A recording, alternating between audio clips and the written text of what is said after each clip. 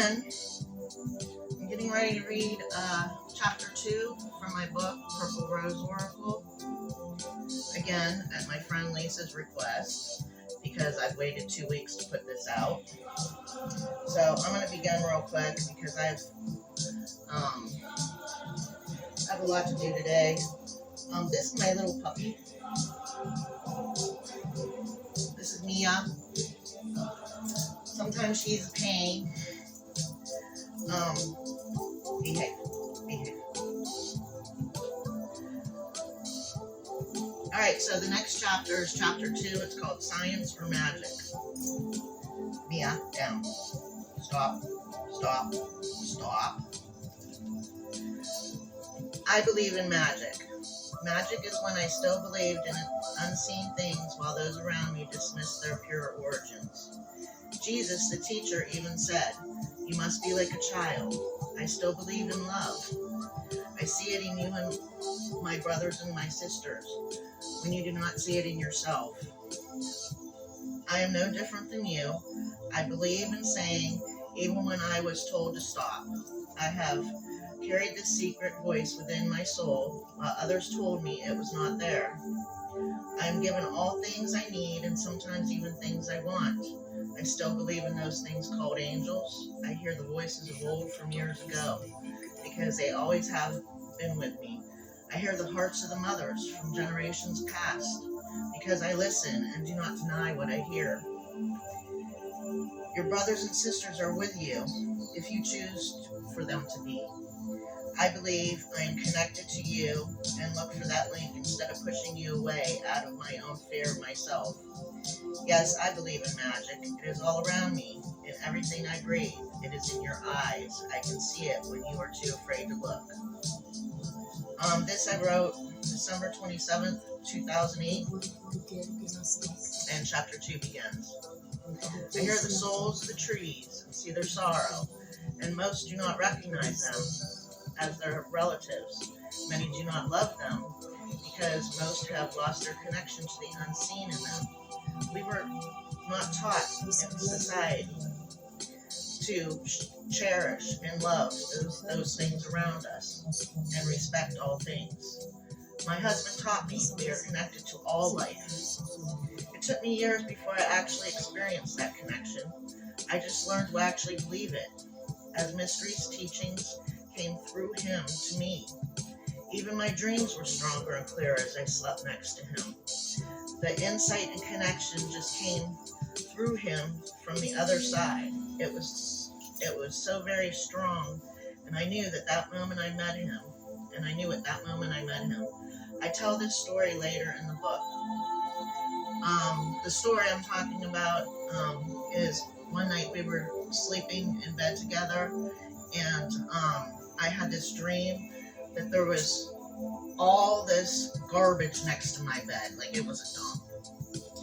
And I had all this stuff on my table next to it, and old food that was moldy and everything. Bear sat up in bed next to me, and he was like,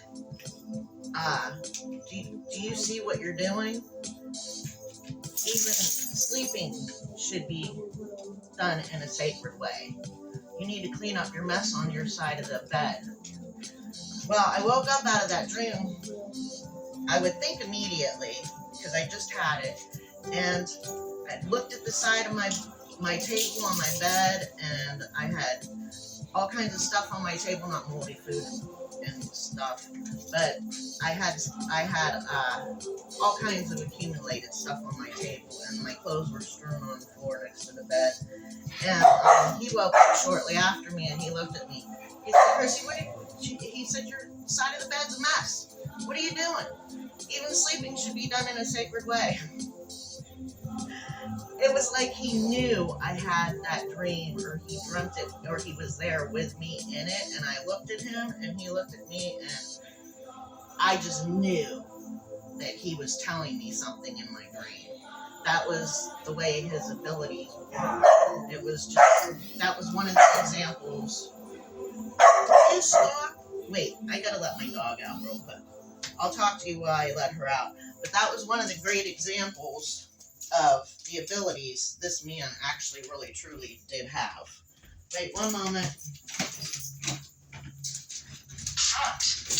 Go on the porch. Play.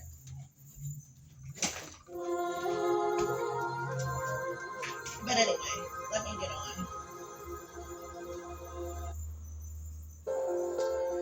Oh, my precious siblings, you are being spoken to in the depths of the night. Wake and listen. Your brothers and sisters call out to you from the four directions to gather in one heart and in one mind. Wake up. It's time humanity starts to experience these connections. They have always been here. However, now is the time of the woman to bring back balance and the hearth of the family. It's time. She calls back her children of the earth. All religions have a reflection of her in their teachings, represented as the mother. We hear the word magic and little alarms go off in our heads. Many of us have been raised Christian and tend to shy away from such words. We have been taught magic in the spirit world is bad. The magic I'm speaking of is a magic of the heart that connects you to the unseen of all living things. This is a magic that is not done with spells or incantations. We have been taught connections to the spirit world and each other are bad or a figment of our imagination. This is a lie. When we start making these connections in our daily lives, we start seeing our own lives from a bird's eye view. Then we are able to start making decisions in our lives in a directed fashion. We all need help in life to walk a good path. We need to remember that we are all connected and related.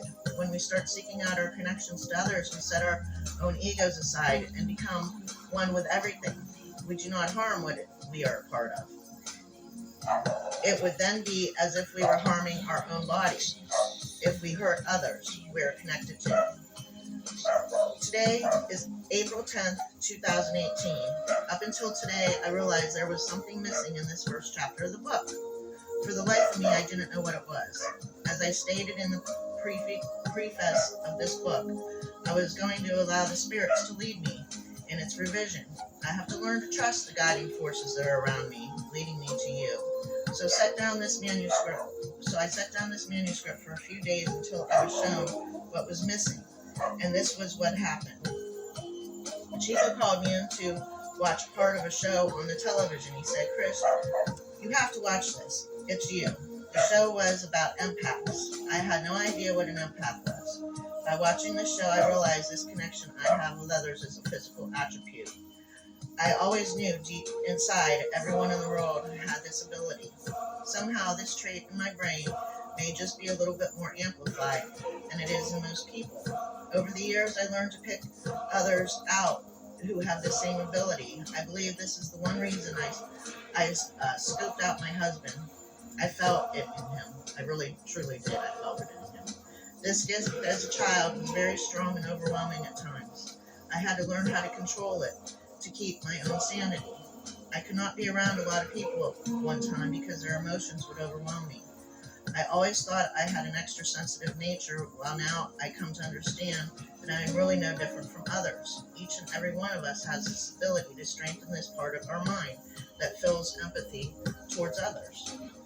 Upon a little scientific investigation, I came to find out my gift is not as uncommon as the average person may believe.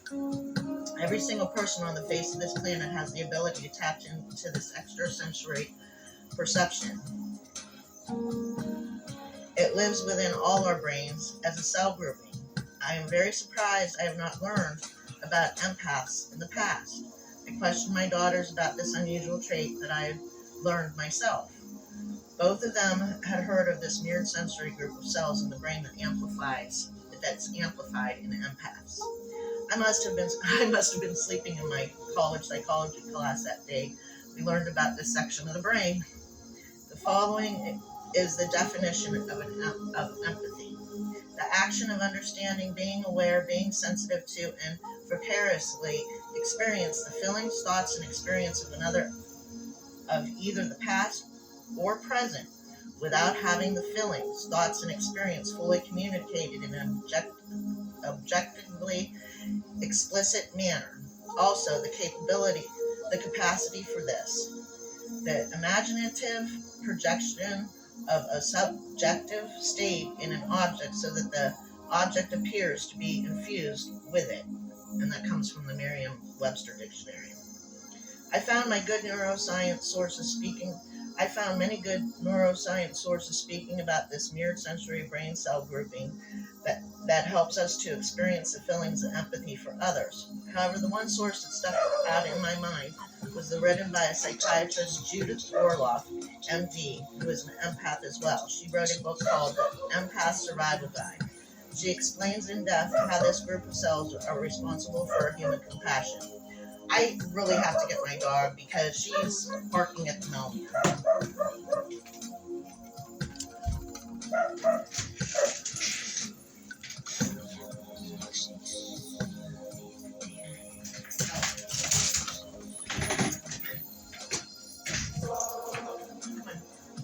Be a good girl. Lay down. Lay down. Behave. Shh. Behave.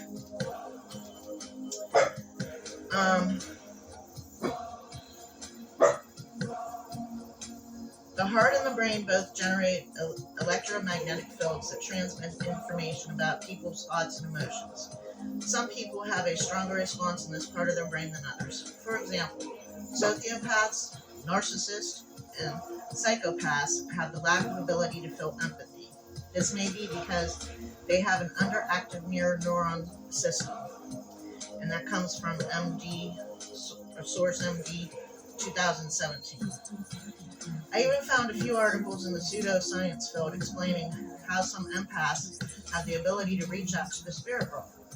They can pick up on these energies through the electromagnetic field of their heart and brains. Some are even known to fill the hearts of animals. All of this is very interesting. Now I can actually put a scientific principle behind the feelings and perceptions I've had my whole life. Imagine that. After 56 years of dealing with this, I can label this gift I have been having and hiding from the world. It is quite awesome to actually know that there are others in the world with the same ability. Bear kept trying to explain this to me. Oh, yeah, now I get it. When I seen the scientific evidence and it didn't come from an ancient religion I was unsure of, I could wrap my mind around the scientific finding. One of the moments I began to believe stuff about his religion. Yeah, it took me a while because I was full-blown Christian, and I've always been into science and archaeology. So when the science and archaeology started showing up to prove things that he was teaching me about his Native American religion, it made me really start thinking. We were controlled by Christian religion, by a system. His religion allows you to go outside of a system, and they are very. The Lakota are very, very spiritual people. They talk to God on a daily, minute-by-minute basis. I don't see any Christian doing that. And I do, because I was a Christian that did. I thought about God all day long, so I cannot say that. There are a lot of good Christians out there with really good hearts. They just have not been able to jump that fence of Christianity and open themselves to the spirit world that is within us.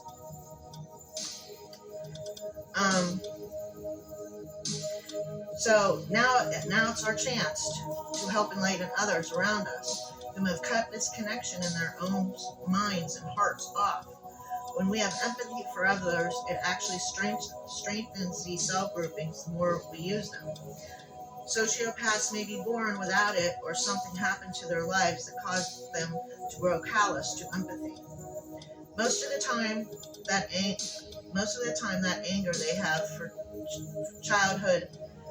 from childhood abuse blocks out empathy for others. So people can be born with no empathy and a small cell grouping that can turn them into a psycho, or stifle these cell groupings by carrying anger and hate in their hearts for years.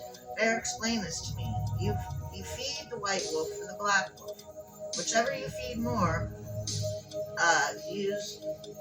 is the one that takes over your soul. So if you keep feeding your hatred and your anger, it's eventually going to take over your soul, and that cell grouping in your mind is going to shrink. If you feed the good wolf and you help others and you take care of others and you have love for others within your heart, that cell grouping actually grows. So those who actually make a connection to the spirit world, like a medicine man, they actually, throughout their whole life, are taking care of others. They don't really, medicine people do not become medicine people overnight. They usually become medicine people as grandmothers and grandfathers because they have been taken care of and caring for others their whole entire life. So their connection to others is very strong, which then eventually they have the ability to see into the spirit world because their connections are so strong. Oh, now I have spots before my eyes because I was looking at the camera. When a heightened level of empathy for others, we would start coming together as a society and caring for one another. Mankind would literally be able to start functioning as one unit, helping to heal one another and our earth. The ability is a part of every human being's psychology. This is not magic, it is science. When we start becoming one with all life, it is as if we start peeling back the layers of scars on our own hearts, like an onion. When we find these connections, we find a newfound love for all things. We are made of flesh and spirit. We give into the flesh on a continual basis and allow our spirits to starve. In order for us to become connected to one another, we must feed this spiritual side of ourselves. We cannot do this in chaos. We must set all negative characteristics aside, close our eyes and sit quietly to allow these beautiful connections to be heard.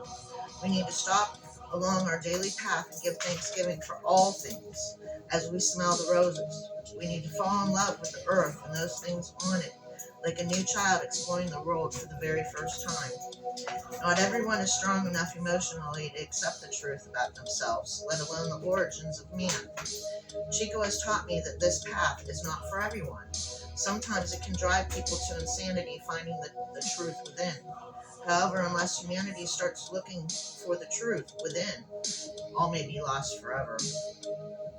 Truth can only start within yourself.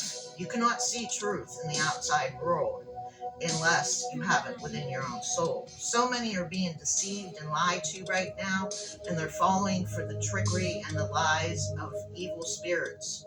And the reason they can fall for these trickeries and the lies is because there's no truth within them.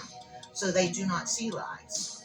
If they lie continually and are on a path of darkness, they will only see the darkness. They will not see the truth, and they will not see the light.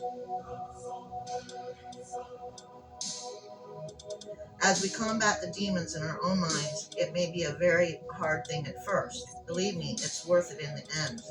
Letting go of the angers and resentments feels like a renewing of the soul. This is a part of the letting go of ego. We all have to let go of our egos. You cannot become a spiritual human being until you let go of your ego. I see too many spiritual leaders and been around too many spiritual leaders that are men, and I don't mean to oust on men, but they have a lot of testosterone. They have a lot of anger in them. They have a lot of things that they have not overcome in their own lives. And then they try to become spiritual leaders, and they lead many astray because they do not have love in their own hearts. Time that we show I hate to say it, but many Native American men are not with one woman. They have women, especially men who travel, and they're spiritual leaders, and they are with women all over the country. The grandmothers are the ones that need to be in charge. The grandmothers. We need to go back to the way it originally was. Very rarely do I see a grandmother going around with all kinds of men and have a lot of anger in her heart. Most of the time, grandmothers are just taking care of their families and their children. That's why they were in charge of the tribes. even the native ways. I hate to say it, it's become patriarchal.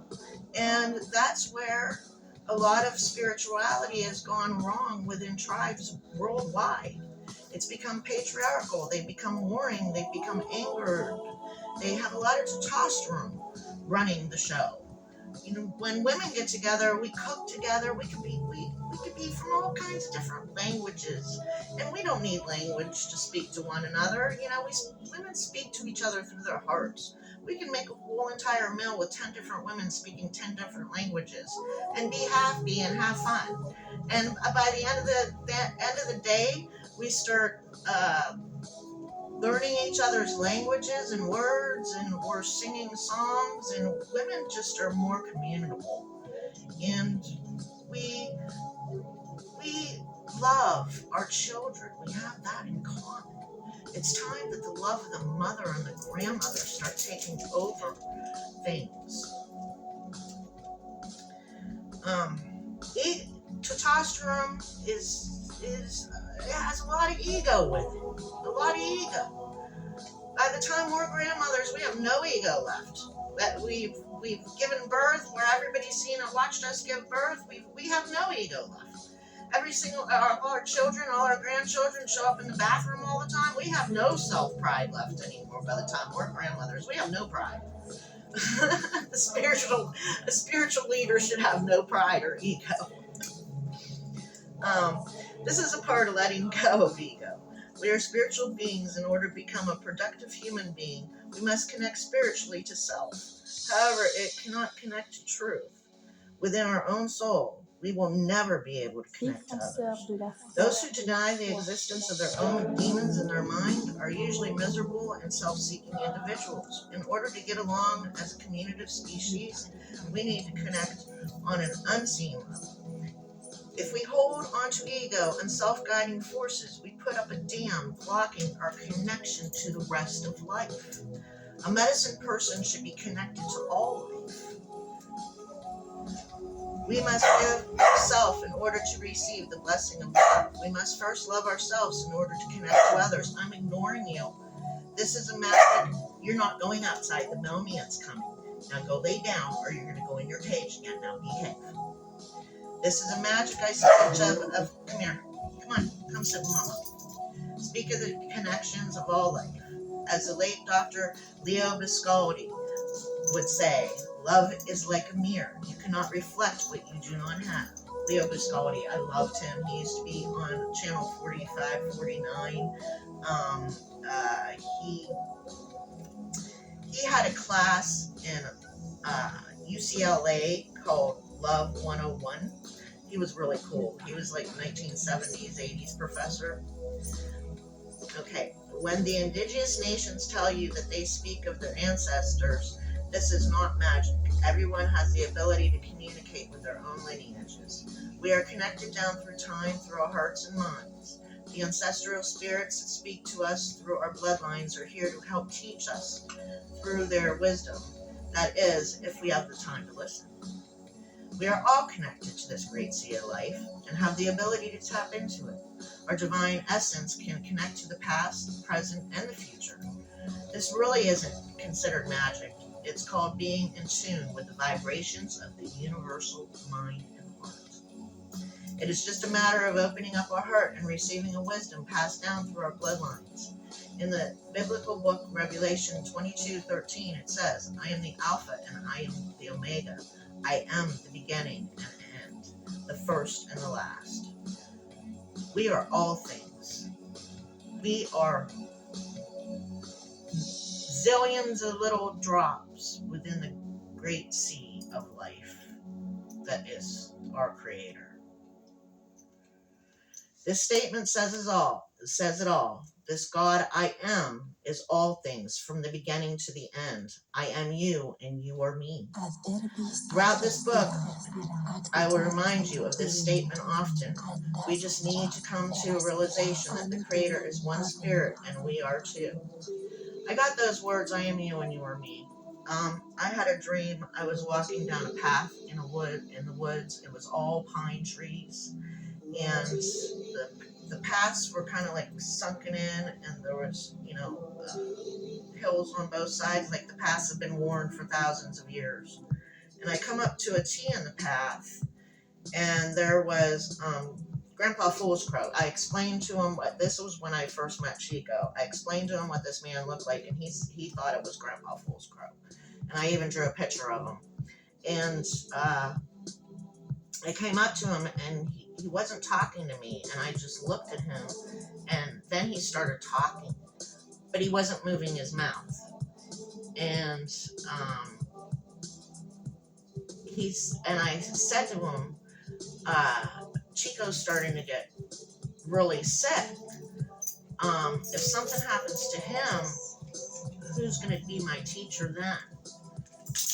And he looked at me, and he spoke to me in my heart, and he said, I am you and you are me.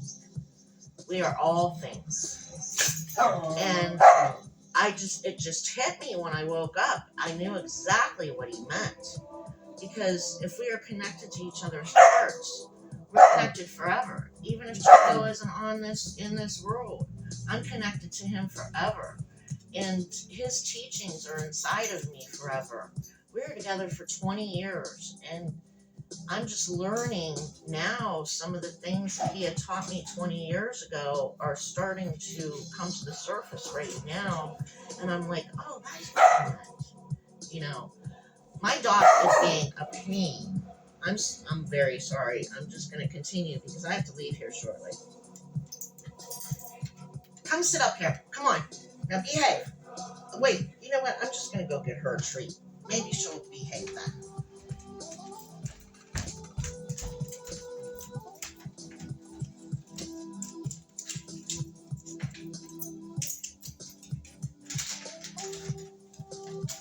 Alright, I got her a treat, so maybe I can finish this.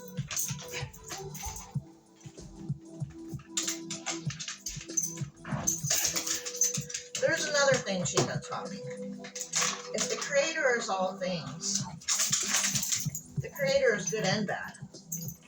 Because the Creator is all things. The Creator created everything.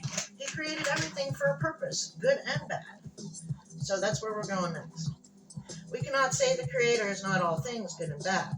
If we do not experience bad things in life, then how would we know those things that are good? Without one, we would not know the other. This is called balance. Without fire and water, you would not have birth or purification. Fire and water work in unison in the creation. This is what is referred to as yin and the yang, negative and positive. The male and female aspect is representative of this. The male is the sun, the fire. The female, the moon, the water. It may be a little hard at first understanding how elemental forces work in exchange of spirits across time and space.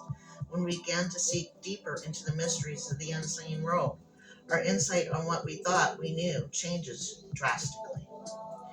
We all perceive things a little differently than one another. Your glasses may be different than mine. Not one is right or wrong. We all just have different paths to play on this stage of life. We all have different mistakes and lessons to learn pertaining to the job we must fulfill on this earth. What each one of us is taught spiritually by the Creator is between the Creator and us. The only reason I finally decided to share this with the public, the knowledge I have been receiving, is because I believe I was directed to do so. This has been my path or my journey on this earth my whole entire life. Due to the narrow-minded thinking, religious dogma, and fear of the spirit world, many of us have lost our connection to each other. Our connection to one another has been severed by the organized state and civilization and churches, and the disruptions of man's natural state of consciousness. The more mankind gives into technology and loses communication between each other, we will become even more divided. It is so urgent at this moment for us to increase our communication level with brothers and sisters on this earth. We need to not allow technology to drive a wedge between us. They're doing this purposely. They want us all to work from home.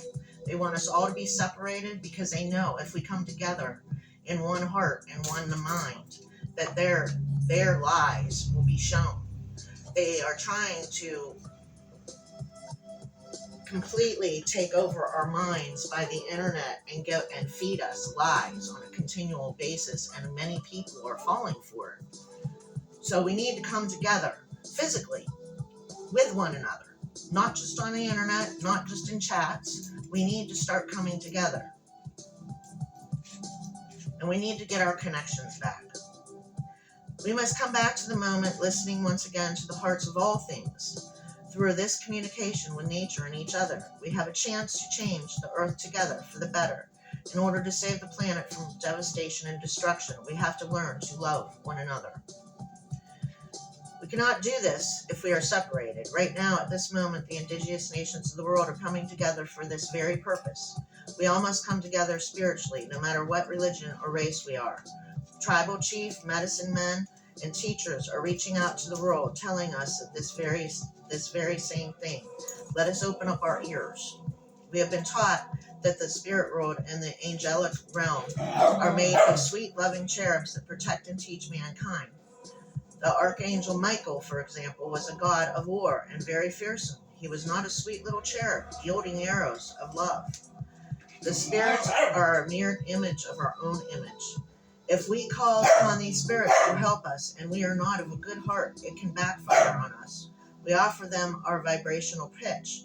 If we are on a lower plane in the spiritual walk, then we will contact the spirits of that plane. As we ascend into a higher vibrational plane, stop. Sit. As we ascend into a higher vibrational plane, we are in a higher range of frequency that attracts the spirit of the higher realms. Stop. The vibration of our heart determines our connection to the creative forces and principles that are on the earth's vibrational plane. Any Jewish rabbi will tell you the truth about the nature of angels or spirits. However, a priest will soften the role of angels, making us believe that the Creator's angels are all good. Why is this? Why is there such a shift in the dynamics of text of our Old Testament from the original Aramaic language and Hebrew language to transfer to English?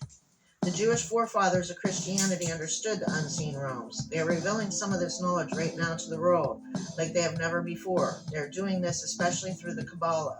It seems as if they are trying to help humanity make this connection to the Creator because so many are in need of it right now. However, the Hollywood Kabbalah is not the true Kabbalah of the rabbis.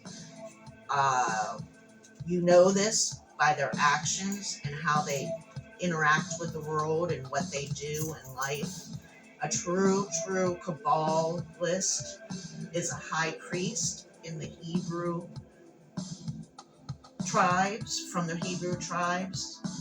He connects to the unseen on a spiritual level that most can't, because he follows the Jewish religion to a T. The Essenes were basically Kabbalists. They say that Jesus was an Essene high priest.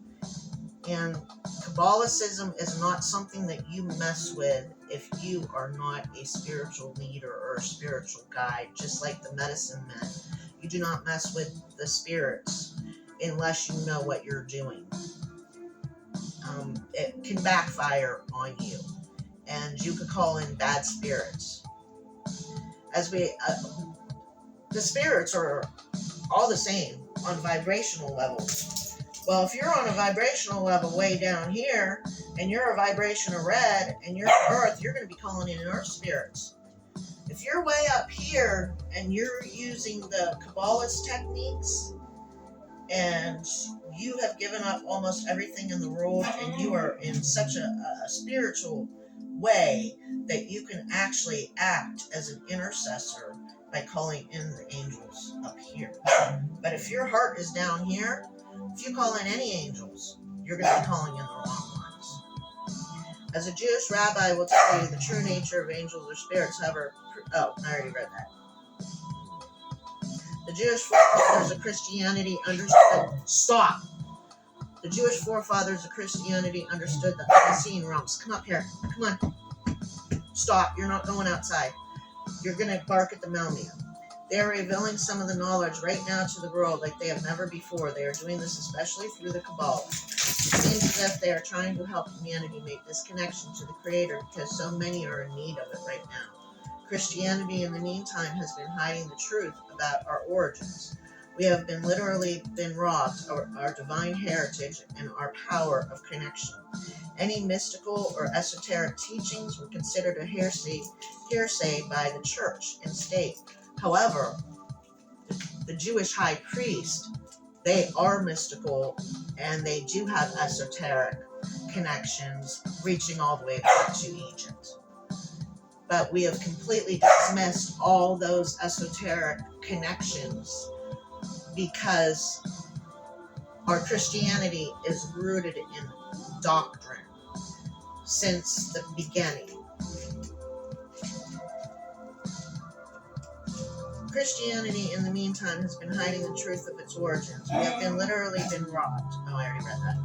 Many ancient concepts that we consider myth have now been explored by the scientific and archaeological communities. The connections that we make through our extrasensory perceptions are actually real. Most of the ancient scrolls that were burnt or hid that were of science, math, alchemy, and astrology. And all these things are in the Jewish religion, and the Christianity is called Judeo-Christian religion. But they completely dismissed the Judeo part.